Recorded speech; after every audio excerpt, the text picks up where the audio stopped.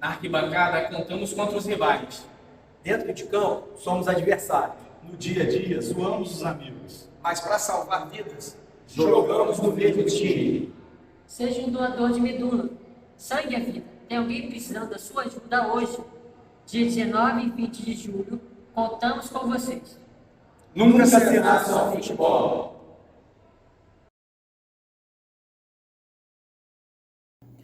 Fala galera, saudações vascaínas, você está no canal O Vasco é Nosso, eu me chamo Diego Faria e aqui você fica muito bem informado de exatamente tudo aquilo que acontece no nosso gigantesco Vascão da Gama, beleza rapaziada?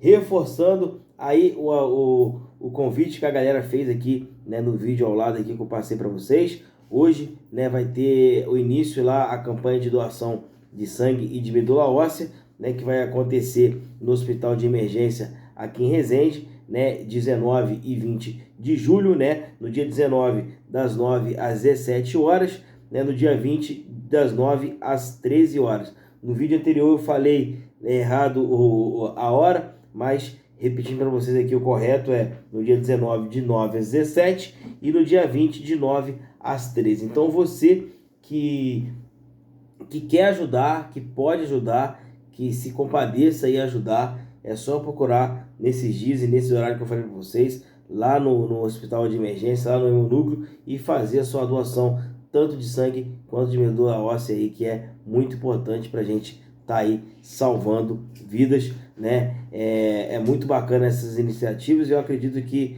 isso ajuda demais a rapaziada que precisa. Beleza, rapaziada? Nesse vídeo aqui, a gente vai estar falando, né, de jogador que está indo embora, jogador que está chegando, né, Rafael Paiva, Copa do Brasil, enfim, tudo isso e muito mais dentro desse vídeo aqui.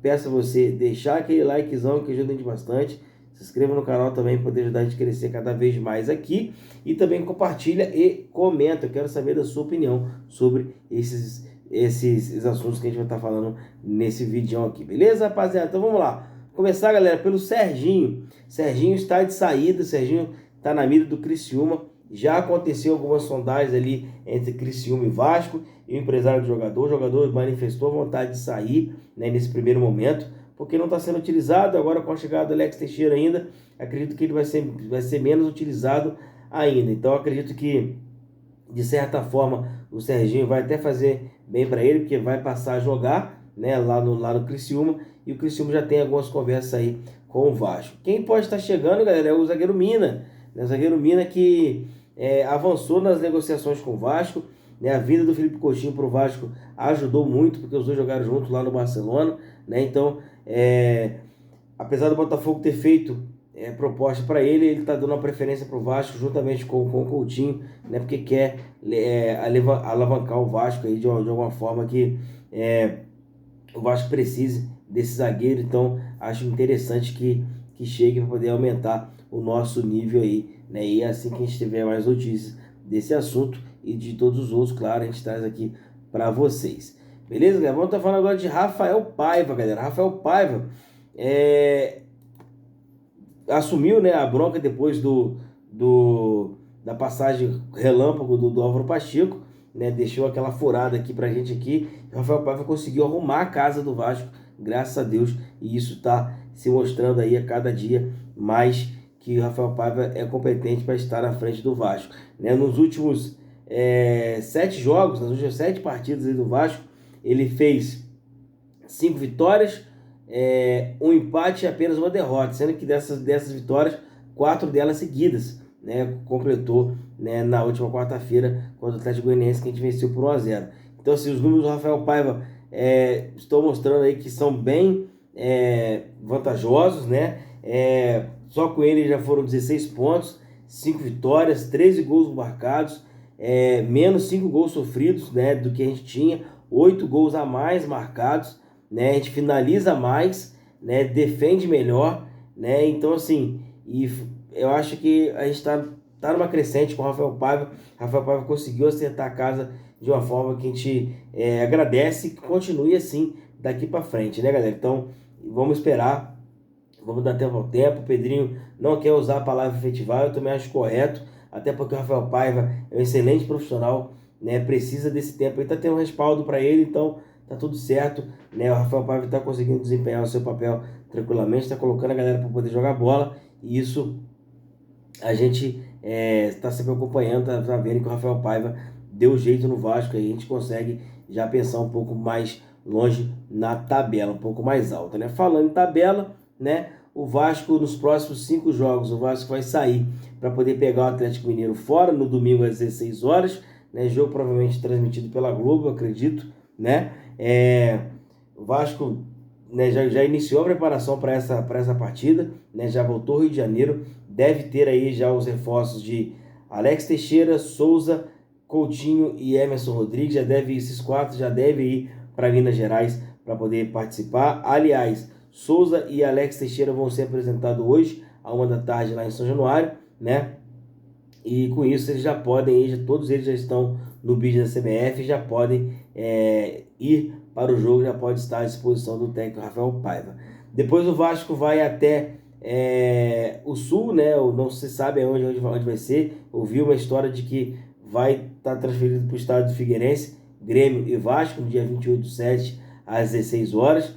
Depois o Vasco volta para São Januário e pega o Red Bull Bragantino em casa, no sábado, no dia 3, né? E depois o Vasco, no dia 10, né, pega o Fluminense, né? Não se sabe ainda aonde que vai jogar o Vasco. Não sabe se vai jogar em São Januário, não vai, porque o BEP já proibiu, mas não se sabe se vai jogar no Engenhão, no Cariacica ou no Maracanã, ainda não se sabe. Eu ainda acho, apesar de ele ter descartado essa possibilidade de jogar no Maracanã, eu acredito que essa partida ainda pode chegar e ir no Maracanã ainda. Acho que dá tempo, apesar de que vai ter outros jogos, mas eu acredito que com a logística ali acontece e o Vasco possa jogar no Maracanã também. E depois o Vasco pega o Criciúma lá no Heriberto Rios, lá em Santa Catarina, né? É um jogo aí pra gente ficar atento e tentar devolver aí essa goleada que a gente tomou no primeiro turno, né? Então, o Grêmio Vasco pode ser transferido lá pro Orlando Scarpelli, e também lá em Santa Catarina deve acontecer Vasco e Criciúma. Galera, vamos estar falando agora de Copa do Brasil. Copa do Brasil foi sorteado no dia de ontem, a Copa do Brasil, né, as oitavas de final, que vai acontecer nas datas bases 31/7 e 7/8, né, as bases aí de ida e de volta, né, 31/7 a ida, 31/7 a ida e 37/8, perdão, a volta, né, desses jogos. E como que ficou aí os confrontos, né? Flamengo e Palmeiras. Então um desses grandes aí, desses bichos-papões, já vai ficar pela metade do caminho. Eu acredito que seja o Flamengo, né?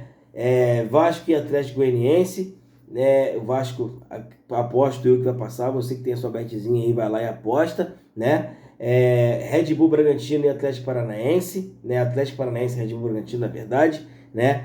São Paulo e Goiás, CRB e Galo, Botafogo e Bahia, Corinthians e Grêmio, Juventude e Fluminense. São esses os confrontos.